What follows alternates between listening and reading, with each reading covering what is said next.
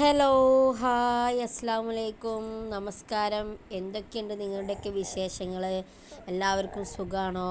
Live ഒന്നും ചെയ്യാത്തത് കൊണ്ട് ആരുടെ വിശേഷങ്ങളും അറിയുന്നില്ല കേട്ടോ.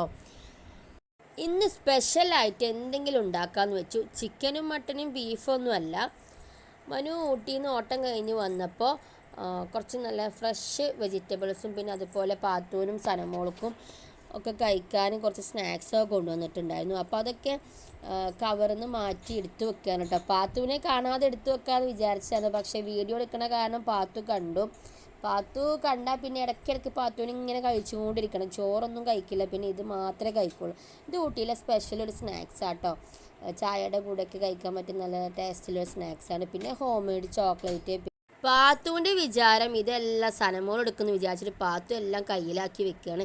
എന്നെ എടുത്തു വെക്കാനൊന്നും സമ്മതിക്കണില്ല കേട്ടോ. ഇതുപോലെ സ്നാക്സ് എന്തെങ്കിലും കൊണ്ടുവന്നാൽ ഞാനത് അരി ബക്കറ്റിൻ്റെ അകത്തായിട്ട് എടുത്തു വെക്കുക. ഒരു തവണ ഒരു ബക്കറ്റിൻ്റെ അകത്ത് എടുത്തു വെച്ചാൽ പിറ്റത്തെ ദിവസം അത് വേറെ ഏതെങ്കിലും സ്ഥലത്തായിട്ടാണ് കൊണ്ടുവെക്കുക. കാരണം പാത്തുവിനറിയാം ഞാൻ ഇന്ന സ്ഥലത്താണ് വെക്കുകയെന്ന്. പാത്തു ഒളിഞ്ഞു നിന്ന് നോക്കും ഞാൻ എടുത്തു വെക്കുമ്പോൾ. പിന്നെ ചായപ്പൊടി ഒന്നും ഞങ്ങൾ കടയിൽ നിന്ന് വാങ്ങാറില്ല കേട്ടോ. മനു ഓട്ടം കഴിഞ്ഞ് വരുമ്പോൾ ഇതുപോലെ ചായപ്പൊടി കൊണ്ടുവരും. ചായ ഉണ്ടാക്കൽ പൊതുവേ കുറവാണ്, അത് കാരണം ചായപ്പൊടിക്ക് വലിയ ചിലവില്ല. പിന്നെ ഞാൻ ഉച്ചക്കത്തേക്ക് വേണ്ടി ഈ സാധനം ഉണ്ടല്ലോ, അതിൻ്റെ പേര് എനിക്കറിയില്ല. ഇത് കാണുമ്പോൾ നമുക്ക് ഉറിയുടെ പോലെ തോന്നണില്ലേ? പാത്തു ആരെ തല്ലാനാ വടിയും കൊണ്ട് നിൽക്കണേ? ആരെ? സനനെ? സനനെ തല്ലി? എന്താ കാണിക്കണേ? ബസ്സിൽ പോവാ? അതിനാണ് പൗച്ചൊക്കെ എടുത്തിട്ടുള്ളത്. ആരാ കൂടെ പോരുന്നേ? എന്ത് പൂച്ചനെ? പാത്തുവിന്റെ കൈമ പൂച്ച മാന്തിയത് എവിടെ? പൂച്ച മാന്തിയത് കാണിച്ചേ. എവിടെയാണ് എവിടെ പൂച്ച മാന്തിയത്? പൂച്ച മാന്തിയത് നോക്കട്ടെ. ഇമ്മീ, നീ പൂച്ചനെ പോയി പിടിക്കുവാ? നീ പിടിക്കുവോ പൂച്ചനെ? എങ്ങനെയുണ്ടത്? ബീട്രൂട്ട് അല്ലത്. എന്തിന്റെ ടേസ്റ്റാ? മാങ്ങയുടെ ടേസ്റ്റ് ആണോ അതോ? മാങ്ങയുടെ ടേസ്റ്റ് അല്ല. എരിയാ? എരിവുണ്ടാ പാത്തു? അത് പാത്തു കടിച്ചേ? പാത്തുവിന് കടിക്കാൻ പറ്റില്ല. എരിവുണ്ടാ? മാങ്ങയാണോ? നോക്കട്ടെ, ഞാൻ നോക്കട്ടെ. ടേസ്റ്റ് ഉണ്ടോ അത് പാത്തു? അത് ടേസ്റ്റ് ഉണ്ടാ? രസമുണ്ടാ? ഇത് എനിക്ക് വലിയ ഇഷ്ടമായില്ല കേട്ടോ.